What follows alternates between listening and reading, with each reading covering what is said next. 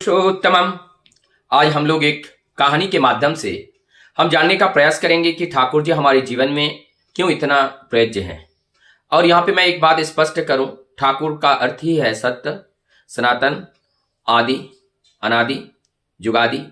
जो ईश्वर का प्रतिमूर्ति के रूप में, ईश्वर का प्रतिनिधित्व करने के लिए जो पुरुषों में उत्तम श्रेष्ठ बन करके आर्य पुरुष या जो पुरुषोत्तम के रूप में इस धरती पर इस रक्त मांस से संकलित मनुष्य देह धारण करके इस धरती पर आकर के चलने का रास्ता बताते हैं और प्रभु के कहे हुए बात पर और चलते हैं, और वही हमारे जीवन के आचार्य भी होते हैं।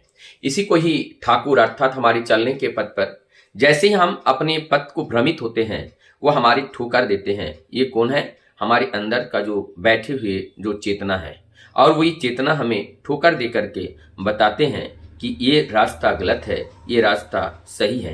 यदि उनकी उस आवाज या उस पुकार को हम अगर ठीक से सुनते हैं, हमारे जीवन में अनेकों बाधाएं समाप्त हो जाती हैं। ऐसे आइए एक घटना मैं ऐसे बताने जा रहा हूं, किस तरह से हमारा ये जीवन, किस तरह से हमारा ये परिवार, किस तरह से परिवार के सभी लोग ये एकदम हतोत्साहित हो जाते हैं और निरुद्देशित हो जाते हैं, निरुत्साहित हो जाते हैं, दिशाहीन हो जाते हैं, पथ भ्रमित हो जाते हैं, अंधकार में डूब के केवल हाहाकार के अलावा और कुछ नहीं जीवन में शेष रहता है। इसका मूल कारण क्या है?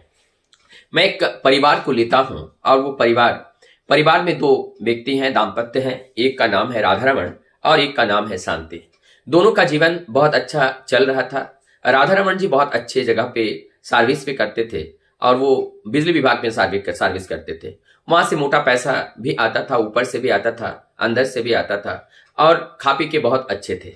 शांति माँ जो थी उस परिवार के, वो आध्यात्मिक तो थी और शांति परायण भी थी, लेकिन बच्चों के प्रति उनका जो रवैया था वो रवैया थोड़ा सा अलग था। जो भी हो, ये दिन धीरे धीरे बढ़ता गया। इस दाम्पत्य के जीवन में एक बच्चा आया, एक लड़का संतान आया, और उस संतान को धीरे धीरे पढ़ाया लिखाया, आगे बढ़ाया, और कुछ साल बीतने के बाद और एक संतान उनको प्राप्त हुआ लड़की के रूप में। उनको भी पढ़ाया लिखाया, बड़ा किया। अब वो जो पढ़ाया लिखाया बड़ा करने के बाद लड़के को ग्रेजुएट भी कराया, पोस्ट ग्रेजुएट भी कराया।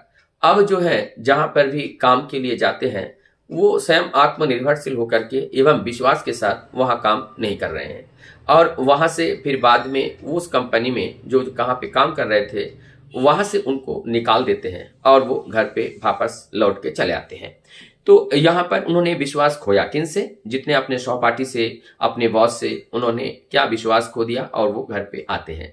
यहाँ पे हम इसको रोकते हैं, फिर इसको आगे लेके जाएंगे। उनकी जो अब बहन है, और एक बहन का नाम राधा और वो लड़का का नाम रमन। तो रमन का मैंने अभी तक ये बताया। राधा उन्होंने पढ़ लिख के उनको बड़ा बनाया और फिर उन्होंने अच्छी पढ़ाई की। उन्होंने भी इंजीनियरिंग की पढ़ाई की। विदेशों में उनका जॉब मिला, यूरोप में वो घूमते रहे, विभिन्न जगह पे उन्होंने जॉब करते रहे। अब दोनों का उम्र लगभग एक का 40 और एक का 35 हो गया। और मैंने उन्हें अंकल जैसे जो राधारमण जी से मैंने उनसे पूछा कि आप अभी तक ये भाई लोगों का और जो बहनों की शादी की व्यवस्था आप क्यों नहीं करते हैं? तब राधारमण जी ने उत्तर दिया कि मैंने बेटी को भी मैं बार बार बताता हूँ कि भाई बेटा शादी कर ले, अपना परिवार बसा ले। तो फिर उन्होंने हाँ हाँ करते करते एक दिन वही राधा उत्तर देती हैं, पिताजी मैं शादी क्या करूं? हमारे साथ 4 लोग, हमारे 4 सहेली थी और उनमें से 3 लोगों की शादी हो गई, लेकिन शादी तो हुआ, उसके बाद 6 महीने के बाद उन्हें डाइवोर्स हो गया। तो ऐसे शादी से क्या फायदा? फिर मैंने उनसे पूछा तो क्या अनमेरिड रह के जीवन बिताना चाहते हैं? मैंने उनसे बताया कि 2 बातें होती हैं जो शास्त्र में भी और वास्तव में भी ये बताया जाता है।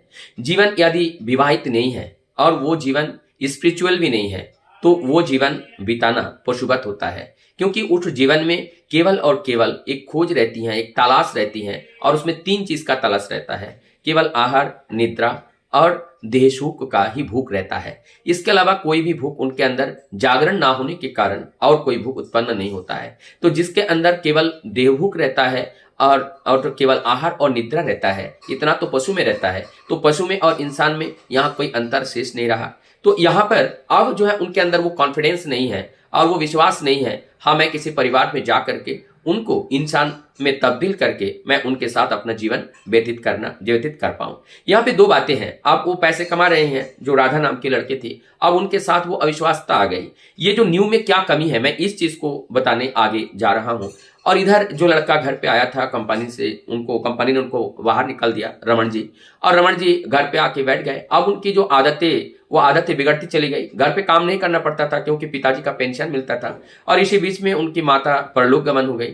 और परलोक गमन हो गई तो घर का दायित्व तो उनके ऊपर थोड़ा सा पड़ा। लेकिन इसके बावजूद भी उनके जो दोस्त थे वो नशे करते थे, नशे में धूर्त रहता था, शराब पीता था और भी नशा करते थे। और उनकी एक दिन उनका तबीयत बिगड़ा, उनका लीवर ही जाने वाला था, किडनी बोलने वाला था, शरीर बहुत ही व्यवस्था खराब थी। हालांकि उनके गांव में भी बहुत जमीनें हैं, वहां पे जाकर के उस जमीन को करके भी वो अपने जीविका निर्वाह कर सकते हैं। फिर उन्होंने उसको ट्रीटमेंट लिया, कुछ वो स्वस्थ हुए और अब जाकर के इस माझधार में अपने जीवन को लेकर के असमंजस स्थिति में है।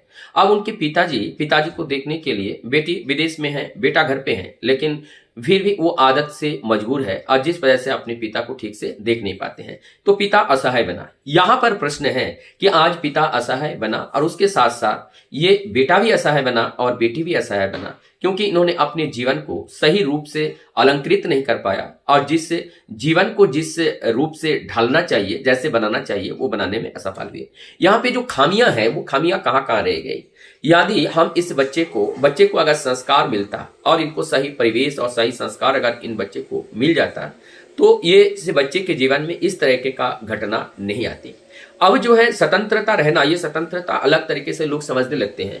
आजकल फ्रीडम का जमाना है, वो सोचते हैं कि मैं अपने बातों को मना के चलूं, मैं जो कहूं वही सब लोग माने, मैं जो करूं वही सब सही हो, मैं जो बताऊं वही सही हो, उनको हाँ में हाँ भरे। लेकिन ऐसा नहीं होता है, हम जो बताएं वो सब सही हो ये भी संभव नहीं है। तो इस तरह से, और एक है जब वो स्वावलंबी हो जाते हैं, वो सोचते हैं कि मैं दूसरे बात को क्यों मानूं, वो दूसरे के ऊपर डिपेंडेंट होना नहीं चाहता है, स्वयं इंडिपेंडेंट होकर के रहना चाहती है। हर व्यक्ति चाहता है कि वो हमारे अनुरूप चले, लेकिन हम अगर किसी के अनुरूप चलने के लिए तैयार नहीं है, हमारे अंदर वो फ्लेक्सिबिलिटी नहीं है, तब जाकर के ये जीवन कभी चल नहीं सकता है। तो सबसे पहले हमारे जीवन में एक फ्लेक्सिबिलिटी लानी पड़ेगी और फ्लेक्सिबिलिटी लाने के लिए हमारे जीवन में वो जो फ्लेक्सिबिलिटी आती है वो एक आदर्श परायण जीवन होना चाहिए, ये एक आचार्य परायण जीवन होनी चाहिए, एक आइडियल परायण जीवन होनी चाहिए। और जब ये सारी चीजें होती हैं, उसके अंदर दया होता है, माया होता है, करुणा होता है, ममता होता है, ये सारी चीजें होती हैं और वास्तविकता हमें तब चिंतन में आता है। और जब वास्तविकता को हम समझ जाते हैं तो उस वास्तविकता के अनुरूप जब हम कार्य करते हैं तब हमारा जीवन सफल हो जाता है। मेरे कहने का मतलब, यदि ये बच्चा जो पहला जो बड़ा जो बेटा है रमन है, जिन्होंने नशे से अपना धूत रहा, यदि छोटे से ही इनके घर से वो परिवेश मिलते, और वो परिवेश के मिलने के खाली परिवेश मिलने से नहीं होता है, अच्छे संस्कार का अभ्यास बनाना पड़ता है। और वो अभ्यास केवल हम खुद करें, बच्चे ना करें, वो केवल देखे, ऐसा नहीं होता है, उस बच्चे से भी करवाना पड़ता है। वो करत करत हुई अभ्यास, और जब वो अभ्यास में परिणत होता है तभी वो सिद्धि होता है। और उसके अंदर जब सिद्धि के अंदर उनकी अनुभूति होती है, उनकी ज्ञान होती है, सारी चीज उनके अंदर आ जाता है। जब अनुभूति ज्ञान से भर जाता है तब वो अपने जीवन बिगड़ने नहीं देते हैं, क्योंकि वो वास्तविक सत्य के तह तक पहुंच जाता है। और ये जो बेटी भी जिनको राधा नाम है, ये वास्तविक सत्य को जाना नहीं, वास्तविक सत्य को समझा नहीं। इन्होंने जो है वेस्टर्न कल्चर को अपना फॉलो किया और जीवन को सोचा कि ये ऐसो आराम करते हुए जिंदगी कट जाए, यही शायद जीवन है। लेकिन वास्तव में ये जीवन नहीं है। प्रभु ने हमें सृष्टि की रचना में श्रेष्ठतम जीव मनुष्य बना करके भेजे हैं। इसमें कोई उद्देश्य निहित है। उद्देश्य ये निहित है कि इस धरती को किस तरह से सुरक्षित और सुंदर रूप से चलाए, और इसी के लिए क्या क्या करना है, ऐसे सत्य विचार का प्रचार प्रसार, और इस सत्य विचार को घर घर जन जन तक पहुंचाना है। और सभी को किस तरह से सर्वभवन्तु सुखिनः सर्वे सन्तु निरामया सर्वे भद्राणि पश्यन्तु मा कश्चित् दुःखभाग् भवेत्, तो किस तरह से हम इस सत्य को घर घर तक पहुंचाएं और हर जगह सुख शांति और समृद्धि से भर दे। लेकिन ये तब हो सकता है जब हमारे जीवन में आदर्श है। आदर्श विहीन जीवन कभी भी इस तरह का कल्पना नहीं कर सकते हैं। ऐसे अकाल में समय से पहले जो फल जो फूल झड़ जाते हैं, उसका मूल में ही है, उनके मूल में ही कमी है, मूल में ही कीड़े लग जाते हैं। यदि उस कीड़े में दवाई छिड़का जाए या उस कीड़े में ना लगे, उसके लिए अगर दवाई हम पहले से जो प्रोफाइलैक्सिस की तरह जो मेडिसिन दी जाती है वो अगर हम देते हैं, इम्यूनाइजेशन करते हैं, तो निश्चित रूप से वो आगे के लिए सुरक्षित रहता है। तो आइए, परम दयाल का ये सतनाम है, ये हमारी बॉडी को इम्यूनाइज करता है और भविष्य में हमारे जीवन को टूटने से वो रक्षा करता है और कभी हम इस तरह की बीमारी में ना पड़े उसके लिए भी रक्षा करता है। इसलिए इम्यूनाइजेशन रूप का जो सतनाम है, इस सतनाम को ग्रहण करना, जीवन में एक आदर्श को धारण करना और माता पिता गुरुजनों के प्रति श्रद्धा, विनय, विनम्रता, शालीनता, दया, माया, करुणा, ममता, प्रेम, प्रीति, और ये सारी चीज से भरा हुआ जीवन जब होते हैं तभी एक वास्तव जीवन का परिचय होते हैं। आइए हम ठाकुर जी को जीवन में ग्रहण करके चले और इस तरह से सुंदर जीवन जो पाए हैं उसको हम बेवजह गंवाने ना दें।